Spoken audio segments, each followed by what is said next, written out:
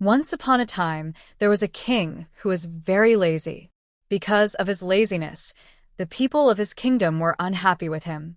The king neither cared about his kingdom nor worked for its betterment. He only had 3 tasks: eating, sleeping, and resting. Over time, even the ministers of his court became frustrated with his habits. Due to his extreme laziness, the king gained so much weight that he could no longer get up from his bed. Seeing this, the neighboring kingdoms started mocking him. One day, the king felt ashamed of himself when he looked at his condition. He thought, if I continue like this, I will be ruined. I must become fit and active again. So, he announced throughout the kingdom that whoever could help him regain his fitness would receive a great reward. Hearing this, all the kingdom's physicians tried their best. They gave him various herbal medicines, but none of them worked. Instead of losing weight, the king kept gaining more. Someone suggested that the king should try walking a little, but he couldn't even get up from his bed. The real reason behind this was that he was not putting in 100% effort. He simply hoped that some miraculous herb would make him fit again without any effort on his part. Time kept passing, but nothing worked. Then, one day, an old sage arrived in the kingdom. When he heard about the king's condition, he told the king's soldiers, "I have an herb that will reduce the king's weight, but he must come to me himself to take it. I do not visit royal courts, and the herb will only work if I give it to him with my own hands."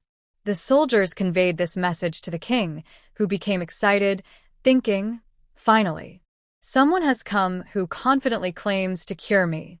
He ordered the soldiers to bring the sage to him immediately. But the soldiers informed him, "Your Majesty, the sage does not visit royal courts.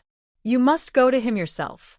Hearing this, the king became furious and said, "What kind of joke is this?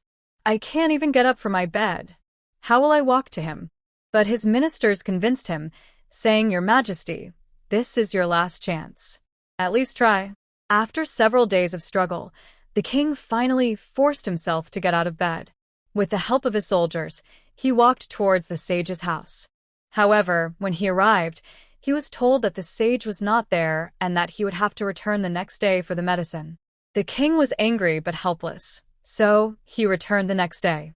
When he finally met the sage prepared a special herb for him, chanted some mantras over it, and gave it to the king.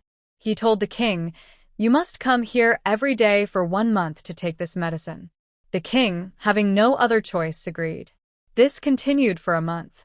Slowly, the king noticed that his weight was decreasing.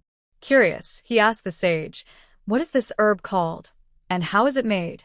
Please teach our kingdom's physicians how to prepare it." Hearing this, the sage smiled and said, "This is not a special herb. It is just plain water that I have been giving you for the past month." The king was shocked. The sage then explained, "You did not lose weight because of any herb. You lost weight because you walked here every day for the past month. Your own effort made